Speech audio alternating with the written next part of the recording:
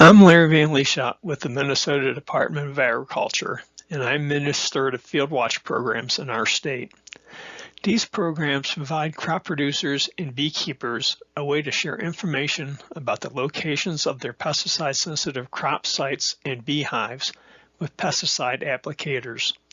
Applicators can then take precautions to avoid spray drift to these areas. Pesticide drift is a concern due to the off-site damage it can cause. Herbicide drift can harm sensitive crop and landscape plants in nearby areas. Pesticide drift to beehives and flowering plants they forage on can cause bee deaths and reduce vigor. Most pesticide misuse complaints in Minnesota involve herbicide misuse. Many of these involve dicamba. Dicamba drift is a major concern due to its volatility and activity at very low doses on many broadleaf plant species. Keep in mind, this is the number of investigations, not drift occurrences. Not all drift is reported and investigated. Looking closer at the dicamba investigations in recent years, the number has varied from approximately 15 to 300 per year. Possible factors causing variations in dicamba drift and number of investigations include label restriction changes and weather conditions during application. Dicamba application restriction changes include application cutoff dates, temperature restrictions, and required use of drift reduction agents. Hopefully, the lower number of investigations in the last few years is the new normal. Here's the data for the number of MDA bee kill investigations each year. There are 1 to 5 bee kill investigations per year. Again, not all drift occurrences are reported and investigated. The main point is that spray drift is not just a theoretical problem. Some cases occur every year.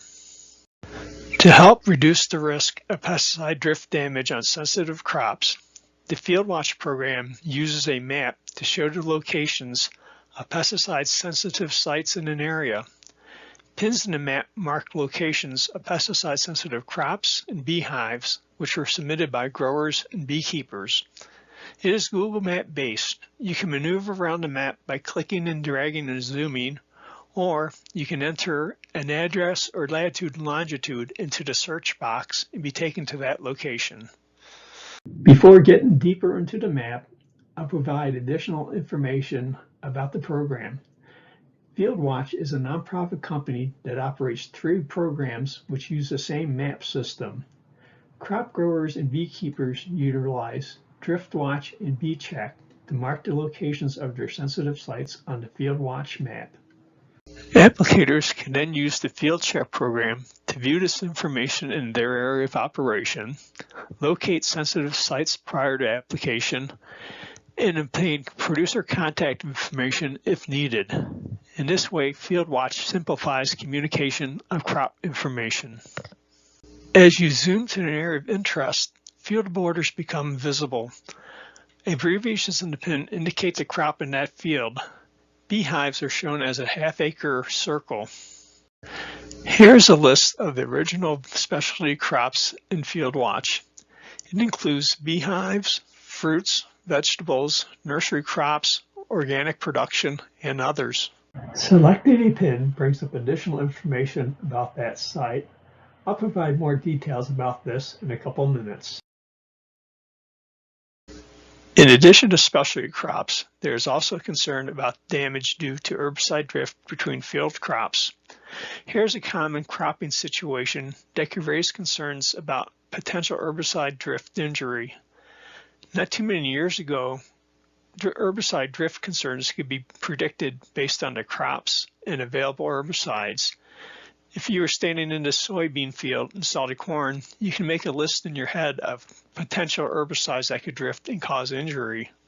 However, the development of herbicide-tolerant crops makes estimating herbicide drift injury potential difficult. Some field crop growers have expressed interest in mapping the herbicide tolerances of their field crops, especially growers of conventional varieties. To address this concern, some field crops were added to the FieldWatch system. These include corn, cotton, rice, and soybeans. FieldWatch is a national company, so corn and soybeans are the main crops for use in Minnesota. After selecting a crop, indicate its herbicide tolerances. Here are the options for corn. Note there is an option for conventional or non-herbicide traded hybrids. Herbicide tolerances are listed as active ingredients. Select all that apply to your crop. Here are the herbicide tolerance options for soybeans. Choose all active ingredients or herbicide sites of actions that apply. Again, there's an option for conventional varieties.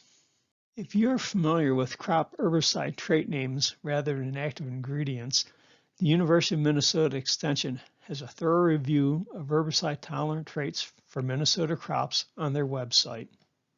This information is also available as a University of Minnesota NDSU Extension Bulletin, PS 1945.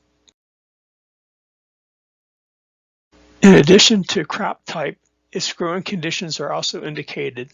The options are conventionally grown if synthetic pesticides were used, certified organic, in which case a certifying agency and certification number are provided, or organically grown, which indicates synthetic pesticides were not used but is not certified organic. Prior to spraying a field, applicators should view the map for sensitive sites in the area. Pins vary in their abbreviation, pin color, and font color. Selecting a pin brings up information for that site. In this case, I'll select the pin with the V in it. In this case, it is a conventionally grown vegetable field.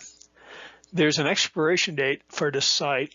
To keep the map current, sites are active for one growing season and must be renewed and updated annually. Producers can leave additional comments if needed. Contact information for the grower is also listed, but usually not needed since they cannot move their crop field. Selecting a corn or soybean pin brings up similar information, including the crop's herbicide tolerance information. In this case, the corn is tolerant to 2,4-D, glufosinate, and glyphosate. Here's an example of the information provided by selecting a beehive pin. Again, it brings up additional information about the site, including the number of hives, the latitude and longitude of the hive's location, which is handy if it's not easily visible, and the beekeeper's contact information so they can be informed about a planned insecticide application so the hives can be moved, covered, or screened. Applicators can also draw on and add notes to their map concerning special circumstances such as abandoned wells, gardens, unregistered sensitive sites, playgrounds, and others. This is so you can track sites of interest to you. These are not shared with other FieldWatch producers or applicators. You can set a date for the note to expire or choose to have them be permanent. There are very few restrictions on FieldWatch use. It is for commercial production, which is defined as at least half an acre. DriftWatch is not intended for home gardens. However, any size apiary can use it, even just one hive. Applicators should use a system to find sites that could be impacted by drift from their sprays. Prior to spraying, applicators can access the FieldWatch map in two ways. In addition to the online map, there's a free FieldCheck app available for your phone. An internet search for FieldWatch app will bring it up. It is important to check the map near the time of application to get the latest information. The reason for this is that the map can change at any time. Here's an example of the change that could occur in a few days. It's a cluttered map, but notice the rapid change that occurs in the circled areas. This is from 2017, and most producers map their sites earlier now. You can choose to receive free email alerts if a new site is added to your area of operation.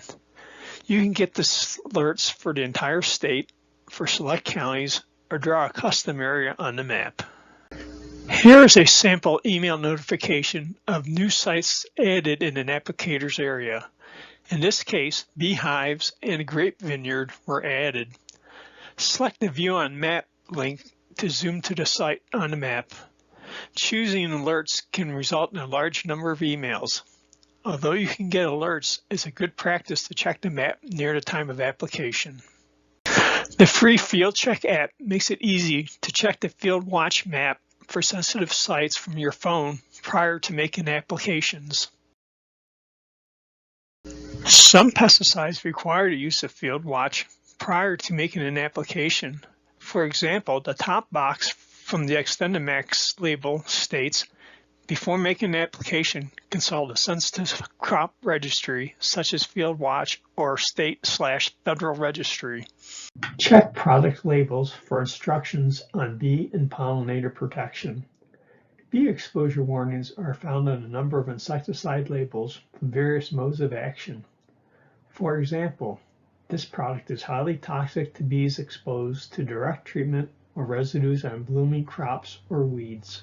Prior to application, use FieldWatch to locate beehives that could be impacted by spray drift and obtain beekeeper contact information. Several states require applicators to inform beekeepers prior to spraying a bee-toxic pesticide. They generally require informing beekeepers within 1 to 5 miles of the field at least 24 to 48 hours in advance. Minnesota does not have a legal requirement, but the 2-mile, 48-hour requirement from the beehive state next door is a good goal. In summary, the FieldWatch programs are owned by a nonprofit company with the same name. It provides online mapping as well as a free phone app for accessing the information. MDA administers the program in Minnesota. FieldWatch is non-regulatory, voluntary, and free. And although it's voluntary, if a bee kill occurs, FieldCheck use is required to receive compensation from the MDA. Although the FieldWatch map is a great tool, it is important to take precautions and scout the area for sensitive sites prior to making an application. Remember that not all crop growers and beekeepers register their sites. Also, hives can be moved and maps not updated immediately. Also, crop varieties and herbicide tolerances can change at planting time and not be updated on the map.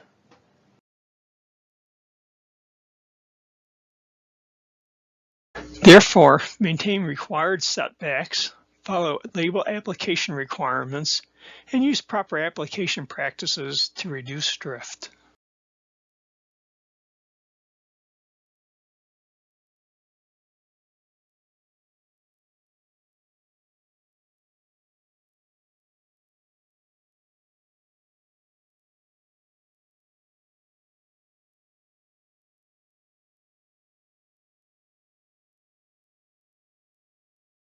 So how do you get started? From FieldWatch.com, you can enter the various mapping programs for crop growers, beekeepers, and pesticide applicators. Applicators should choose the FieldCheck program. On the next screen, existing users can log in. New users can create an account, which involves entering contact information and creating a username and password. So why register with FieldWatch? The public map is free. It displays all crop sites and most beehives. Some beekeepers do not display their hive locations if theft or vandalism is a concern. Registered FieldWatch users can view all crop and beehive locations. They can receive new site notifications and get the FieldCheck phone app. It is still free for their use. Data subscription is the same, but also provides data in a downloadable format for use with other mapping and record-keeping software. This service costs $100. More detailed information about using this system is available at fieldwatch.com/resources, including step-by-step instructions for producers and applicators. While on this page, scroll to the bottom for links to free apps available for both Apple and Android phones. There are also FieldWatch how-to videos on the MDA website.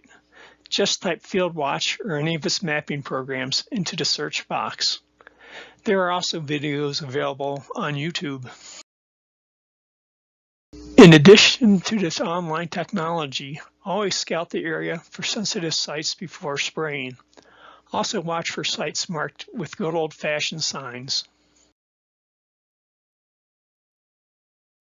Also talk with your clients and neighbors to see if they are aware of any pesticide-sensitive sites in the area. Personal contacts are still very helpful. In 2023, FieldWatch was located in 24 states, 1 province, and Washington, D.C., and increasing every year. For applicators that operate in neighboring states, most are also in the FieldWatch system. You'll notice that North Dakota is an exception. North Dakota has its own system called the North Dakota Bee Map. It also includes vineyards and organic fields. Use is mandatory for beekeepers. If you apply pesticides in North Dakota, also become familiar with this system as well.